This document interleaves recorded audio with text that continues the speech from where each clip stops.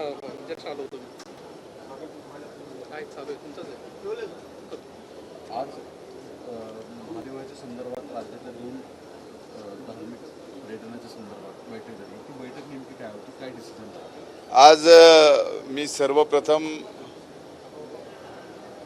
परळी वैद्यनाथाच्या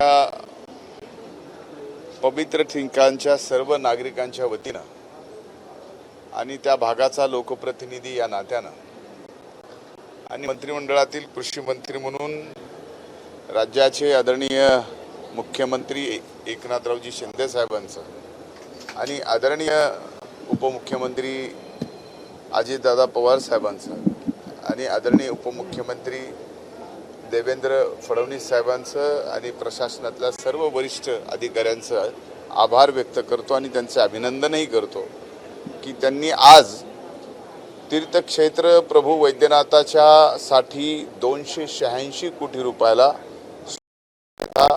विकास आराखड्याला या ठिकाणी दिलेली आहे. त्यामुळं अनेक वर्षापासून रखडलेलं हे काम प्रभू वैद्यनाथाचं, तेही 12 ज्योतिर्लिंगापैकी 5वं स्थान असलेलं ते काम आता अतिशय गतीने या ठिकाणी पूर्ण होणार आहे. याचबरोबर घृष्णेश्वराचं सुद्धा आणि त्र्यंबकेश्वराचं सुद्धा हे दोन्हीही आजच्या बैठकीमध्ये त्यालाही मान्यता देता दिली. आणि सप्तशृंगीचे सुद्धा परवा दिवशीच आपण पाहिलं असेल की सप्तशृंगी गडावर स्वतः आदरणीय उपमुख्यमंत्री अजितदादा पवार साहेब गेले होते. तिथलाही एक विकास आराखडा होता, त्यालाही सुधारित मान्यता आवश्यकता होती, त्याला सुद्धा त्या ठिकाणी सुधारित मान्यता देण्याच्या बाबतीतला निर्णय झाला. खरंच परळी वैद्यनाथाच्या पंचकृषीतील आणि बीड जिल्ह्याच्या दृष्टीने आणि मराठवाड्यातले जे महत्त्वाचे 3 ज्योतिर्लिंग आहेत त्यातलं 12 ज्योतिर्लिंगापैकी 5म स्थान असणारं परळी वैद्यनाथाच्या ज्योतिर्लिंगाच्या या 286 कोटी रुपयाच्या विकास आराखड्याला मंजुरी दिल्याबद्दल मी माननीय मुख्यमंत्री आणि उपमुख्यमंत्र्यांचं मनापासून आभार व्यक्त करतो आणि त्यांची कृतज्ञता व्यक्त करतो. या योजनेच्या अंतर्गत जो पुण्यश्लोक अहिल्यादेवींनी प्रभू वैद्यनाथाच्या या ज्योतिर्लिंगाचा जीर्णोद्धार 350-400 वर्षापूर्वी केला, तो जो केलेला जीर्णोद्धार आहे त्याला पूर्ववत त्याच पद्धतीनं करणं आणि तेही काळ्या पाषाणामध्ये करणं हे या एकूण आराखड्याचं सगळ्यात पहिलं काम आहे. प्रामुख्यानं मंदिर आणि परिसरामध्ये फार मोठी अशी शक्तिस्थळ आहेत, ती सुद्धा यामध्ये विकसित होणार आहेत. मग हरिहर तीर्थ असेल, प्रत्यक्ष वैद्यनाथ मंदिर असेल, त्याचा गाभारा असेल आणि पूर्वेकडला प्रवेशद्वार आणि त्याच्या पायऱ्यापासून पूर्ण कळसापर्यंत आणि उत्तरेकडला सुद्धा प्रवेशद्वार त्याचं सुद्धा पायऱ्यापासून ते कळसापर्यंत हे संपूर्ण काम.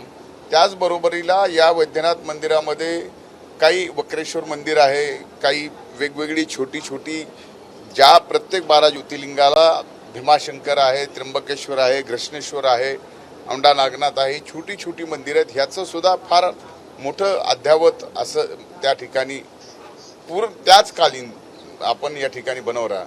16 एकरमध्ये मेरू पर्वत, जे आमच्याकडं फार मोठ्या प्रमाणामध्ये प्रथा या ठिकाणी आहे की त्या मेरू पर्वताला प्रदक्षिणा घातल्याशिवाय वैद्यनाथाचं दर्शन पूर्ण होत नाही, असं एक शिवपुराणामध्ये महात्मा आहे. त्या 16 एकर मेरू पर्वताचं सुद्धा या ठिकाणी अतिशय चांगलं आम्ही डेव्हलपमेंट हाती घेतलेली आहे याच कामातून. आणि मला असं वाटतं की या राज्यातला सर्वात मोठा अखंडित एका दगडातला त्रिशूळ सुद्धा आम्ही त्या मेरू पर्वतावरती या ठिकाणी बसवणार आहोत. असा एक अभूतपूर्व आणि त्याच इतिहासात कालीन, त्या पुरातनकालीन आणि त्याच पद्धतीचं अतिशय वैभवशाली मंदिराचं आम्ही जीर्णोद्धार या पद्धतीने येणाऱ्या काळात या तीर्थक्षेत्र विकास आराखड्याच्या निधीमधून करणार आहोत.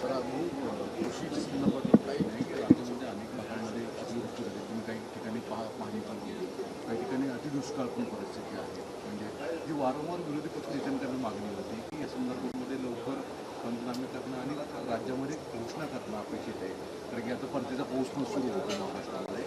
राज्य सरकार या संदर्भात काय हालचाल? एकंदरीत राज्य सरकार संबंध या एकीकडे जास्त पाऊस पडल्यामुळे जे नुकसान झालंय त्याच्यावर लक्ष ठेवून आहे, त्याचे सुद्धा जास्त पाऊस पडल्यामुळं 25% अग्रिममध्ये जी काही मंडळं येणार आहेत त्या मंडळाला 25% पीक विम्याचा अग्रिम मिळणार आहे.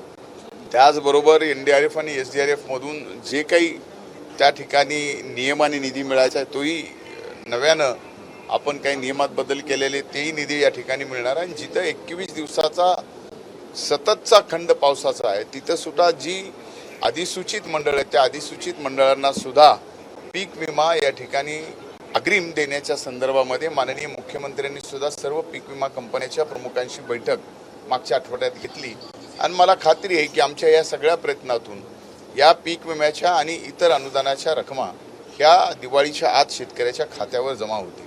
आम्ही प्रत्येक ठिकाणी प्रत्येक जिल्हाधिकाऱ्यांसोबत संपर्कात आहोत की जिथं आवर्षण आहे तिथं आवर्षण असताना चाऱ्याचा येणाऱ्या काळात प्रश्न निर्माण होणार आहे. आज या ठिकाणी नेमका किती दिवसाचा चारा उपलब्ध आहे आणि येणाऱ्या जर समजा एखाद्या ठिकाणी 1.25 महिन्याचा चारा उपलब्ध असेल तर या 1.25 महिन्यामध्ये नवीन चारा उपलब्ध करण्यासाठी कालच मी या ठिकाणी बीडमध्ये 1.25 लाख शेतकऱ्यांना मोफत आपण चाऱ्याचं बी देण्याचं काम आपण या ठिकाणी केलं. ते संबंध जिल्ह्यामध्ये जिथं आवर्षण आहे अशा जिल्ह्यामध्ये आपण या ठिकाणी देणार आहोत जिथं चाऱ्याचा फार मोठा प्रश्न येणाऱ्या काळात निर्माण होणार आहे.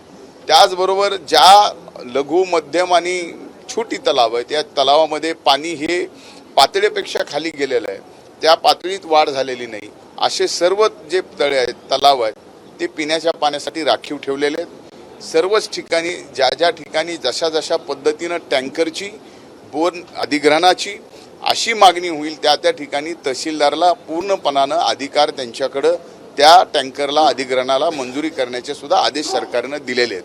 त्यामुळं अशा संकटाच्या काळात सरकार काहीच करत नाही हे म्हणणं चुकीचं आहे. तर सरकार 2 पावलं पुढे जाऊन या ठिकाणी या सर्व परिस्थितीला समरूप झालंय आणि समरूप होऊन या ठिकाणी या सर्व अडचणीमध्ये सरकार स्वतः लक्ष देऊन काळजीपूर्वक शेतकऱ्याच्या आणि या संकटाच्या काळामध्ये आम्ही माग आहोत.